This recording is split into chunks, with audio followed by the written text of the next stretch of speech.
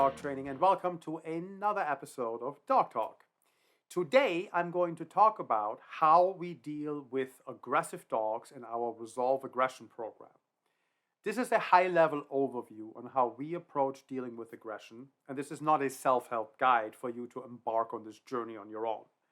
I strongly recommend that you hire a professional dog trainer to help you with any aggressive dog case, and you do not attempt anything with aggressive dogs by yourself. That is usually a very bad idea unless you understand dogs very well and you have a good amount of experience. I personally recommend, obviously, training without conflict certified dog trainers or dog trainers from dog trainer schools like the one of Michael Ellis in Northern California. And those are my two top recommendations for hiring trainers in general, and definitely when it comes to aggression cases. But here's how this landscape looks like. So the first thing is to understand about aggression that when a dog displays aggressive behaviors, that doesn't automatically mean that you have a vicious dog on your hands. Most of the aggressive behaviors that come to me in form of clients with their dogs is rooted in fear. So aggression based on fearful reaction is the number one cause of aggression resolution that we get. And going about a dog that is fearful and expresses aggressive behaviors because they're uncomfortable in certain situations and don't know what else to do is a very different thing from dealing with a dog who uses aggression as a strategy to get its way. That's a very different thing. A dog who's super confident and tries to get its way using aggressive strategies is something you have to deal differently with than a dog who's afraid and uses these because he's emotionally challenged in a situation and doesn't know what other options there are, so he acts aggressively and ultimately that gets people to back off and the dog gets what he wants, and from his perspective it works, right? So understand that the likelihood that you have truly an aggressive dog where the aggressive behavior is not rooted in fear is rather small. I know that there are certain dog trainers who will disagree with me on that, but I've been doing this for a very long time and I've dealt with a lot of dogs, and it is most of the time, 9 out of 10 times, the root is fear. And that is something that requires building trust and confidence and other things. So understand that the likelihood that you have a truly aggressive dog that's just trying to get its way and bully you and push you around versus a dog that's fearful, you're probably on the fear side most scenarios. Second thing is, when it comes to aggressive behaviors, especially on the fearful side, going straight into that behavior and straight trying to suppress that and trying to address it head on is not the best of ideas. You can easily end up getting into a war with a dog over something like that, a dog that won't back down particularly, and that is never a good place to be. So any approach and strategy that you take in dealing with a behavioral challenge involving aggression that results in you getting into a war with a dog is a failure. That should never happen. That is not a viable path to help this dog and to help you. So a full confrontation is something you want to try to avoid. Caveat on that, there will be scenarios and there will be cases where there is no other option. But hopefully those are few and far between, and that shouldn't be the go-to and it shouldn't be the standard prescription. So never say never, right? There's absolutes are always a tricky thing. There's always going to be a time when you just have to tackle something first so you can actually get through to the dog. But it's not the preferred way, especially with a fearful dog. Actually, with a fearful dog, it's never, I mean, never say never, but it's like I have a really hard time even like making that caveat, because you should always try to show that dog first that you're not trying to harm him before you do anything else. But just understand that so a full frontal confrontation, if that's the approach that somebody comes at you with or suggests, I don't recommend you walk down this road. This can be very, very tricky, and it can damage. There can be some damage in this process, the relationship to your dog. To like, there's problems approaching it this way. So here is what we do, and obviously that's the approach that I generally think is the better approach. Obviously, we work with play-based approaches in general. So play-based training is ultimately what it comes down to when you work with me. That's always the goal, and that's usually possible. So the first thing is that I always tell my clients when they come with an aggressive dog, we're going to spend some time together, and I mean me and the dog, for me and the dog to become friends. And I will show that dog, even if he's aggressive, that I'm no danger to him, that I'm friendly, and that I have no ill intentions. And that sometimes involves simply protecting myself until I can show him that, dude, I'm not meaning anything bad, and you don't need to be doing some of the things that you may be used to doing to people. So in initial stages of working with a dog who just has a hard time not biting, I may wear protective equipment, like a bite suit or so, and just can act completely calmly around him, because now if he bites me, it doesn't matter. He can't get anywhere with it. So he will then see that that hasn't really any kind of benefit to him. It has no necessity because I'm not doing anything bad. And B, it is not resulting in any outcome because I'm not reacting to it either. It just becomes a pointless exercise for him to bite my legs or something in this moment. And that's all part of becoming friends. I want to show the dog that I'm not an enemy, that I'm not out there to get him. I'm not there to do anything bad to him. I just want to get to know him. It also allows me to get to know the dog better. So the first step is making friends. The second step is starting to find an activity that we can do together, and now it gets into playing. So I will probably still have to protect myself initially with some protective equipment, but we will start to play a game, and I will show the dog that I want to have some fun with him. Maybe he wants to participate. So we're going into the second stage is let's try to play together. Let's try to have some fun together. And then once we have accomplished that, then we're going to start teaching some rules as part of this interaction. We're going to teach our dog that there are certain things you just have to do in this game that we play together. And if you don't do those things, there may be a penalty for you. This could be as simple as a pop on a collar or something like that. But he's going to learn the concept of rules. He's going to learn the concept of consequences.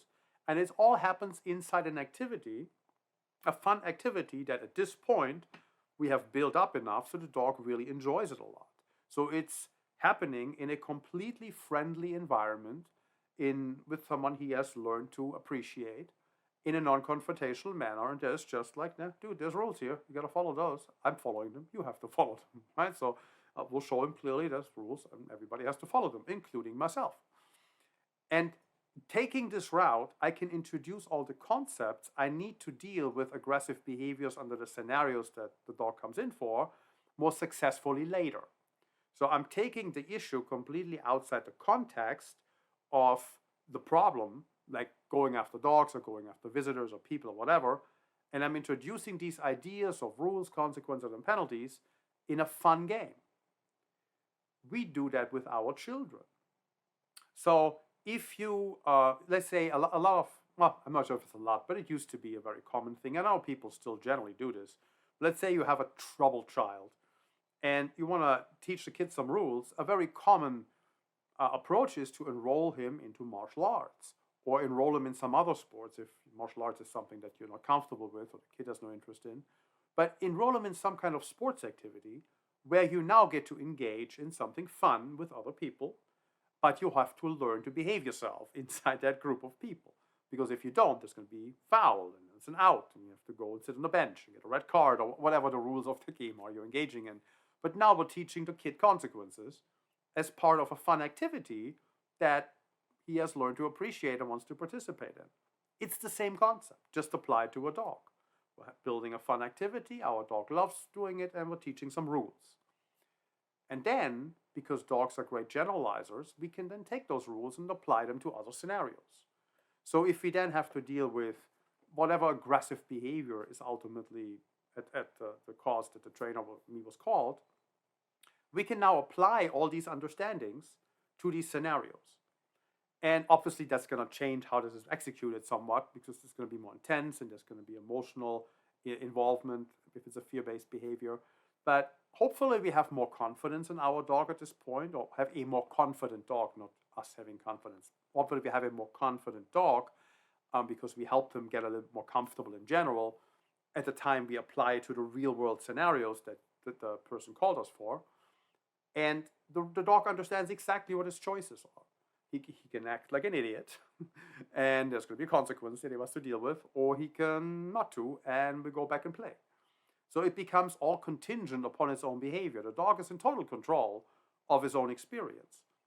And all these aspects are a key ingredient for success around helping him understand that his aggressive behaviors are not acceptable to us and they cannot be tolerated. Obviously, we can't have that. We can't have a dog bite people. We can't have a dog go and attack other dogs, right? That doesn't mean he's going to now love everybody. That doesn't mean he's going to now play with every dog. If or if not that will happen depends on so many other factors that may or may not happen. In many cases, it won't. He may just not be comfortable around other dogs all that much, or doesn't care for other dogs all that much. And it's not necessary, right? It's not, he doesn't have to be friends with everybody. But we can get to the point where he understands that kind of aggressive behavior they're displaying is not something we're going to be dealing with. We're not going to tolerate that. You can't have that. There's consequences. Rules, consequences. So very, very easy for a dog to get that because that's how it works for them in their packs. That's how it works for them in nature. Yeah, that they only grab the porcupine one time. And then nature taught them the lesson about grabbing porcupines with your mouth is a really bad idea. Right? So they understand these concepts based on their nature quite fine if we just teach them correctly. And we're making sure our dog understands he is in control of his own experience. The parameters of interaction are clearly understood, and he understands nothing unpredictable is happening to him. He can totally control of which way that's going to go. His behavior will drive if we're going to go into a consequence or if we're going to go play. And this is vitally important to make really sure our dog understands you are in control. Nobody is doing anything to you. It's your choice. You decide which road we're going to walk down on every single time we meet a dog, every time we meet a person. You get to decide. You understand both options. Pick. And sooner or later, our dog will pick door number 2, which is, let's just ignore that and go back to playing because there is no point. A, it's not necessary. B, it doesn't do anything. C, I'm getting a penalty. I don't care for that. Let's just go play. And then the behavior stops. And voila, we've accomplished what we set out to do. We have curbed the aggressive behavior in the scenarios that we needed to curb them in. Now, that doesn't mean that the dog couldn't display aggressive behaviors in other scenarios under new novel stimulus like that we've never encountered before. Maybe we now take a vacation and there's now all of a sudden, I don't know, water skiers and he's never seen that. He starts barking at those. Well, we'll have to show him that's also, no, you can't bark at water skiers. So we may have to go through our process again for water skiers, but maybe we'll just ignore it because we're going back home and there are no water skiers. Now, it also is a choice of if it's worth doing or not. Depends on a lot of circumstances. It depends on the individual circumstances and a lot of different factors. But there is a general process of explaining to a dog what your options are. And it's done in the least confrontational way possible, while still showing him, well, there is consequences for this kind of behavior. And the consequences don't have to be drastic. They don't have to be drastic at all.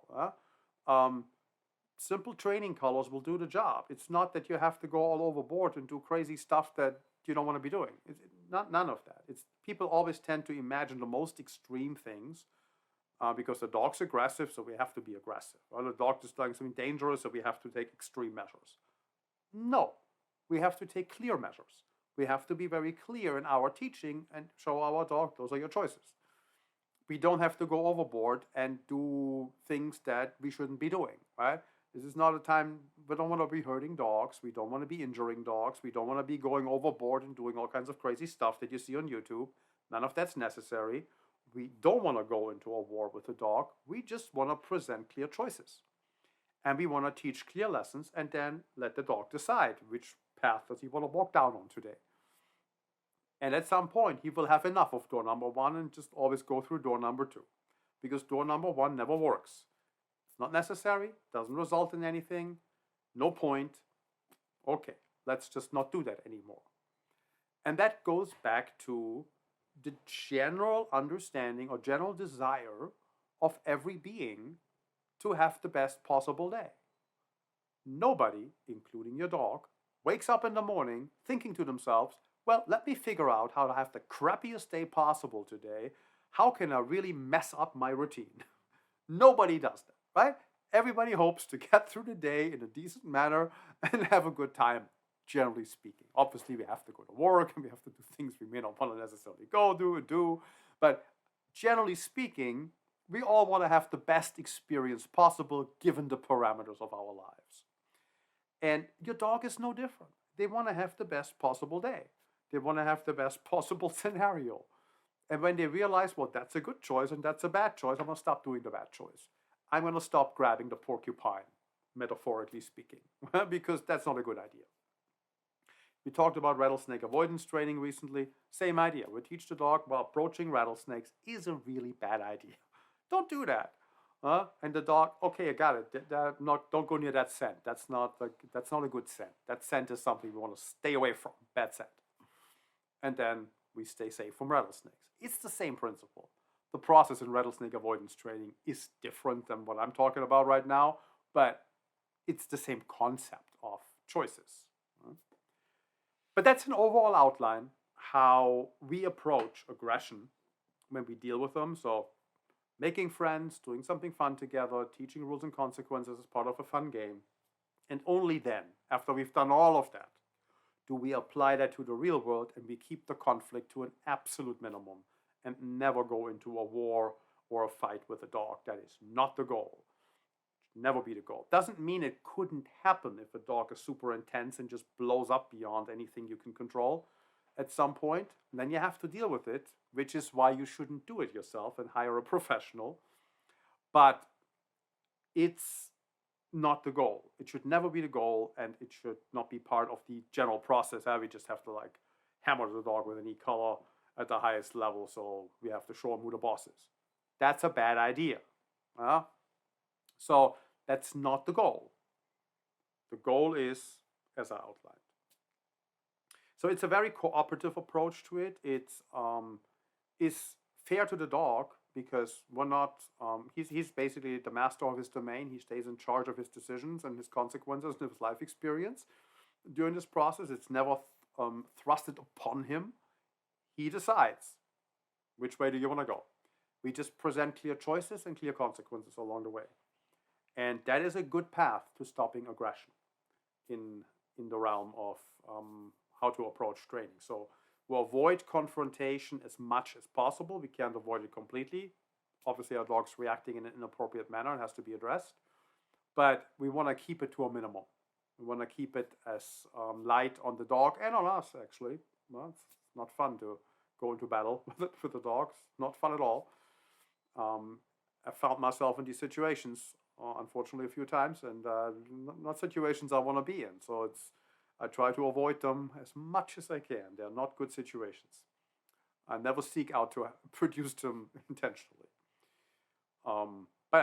So that's the overall outline. I hope that makes sense. I hope that gives you a little bit of an overview about how this can be approached a little bit differently than you probably see when you start looking around for aggressive dog behavior and treatment online, and gives you something to think about of how to go about it in general.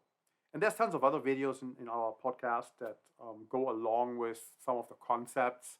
But again, this is a very high level outline. This is not a step-by-step anything. So hire a professional trainer. And again, I recommend Training Without Conflict certified trainers for problems like this, because then you know you're getting someone who understands all the aspects of it quite well. So I hope this was helpful. Was informative. You got something out of it. And I'll see you again next time. Bye.